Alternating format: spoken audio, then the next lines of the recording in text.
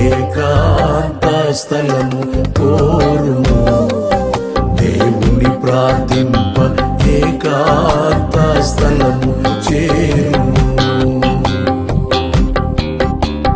ఏకాంత స్థలము చేరి మోకాళ్ళ మీద ఉండి లోకాశాలను మదికి రాకుండా చూచుకొనుము.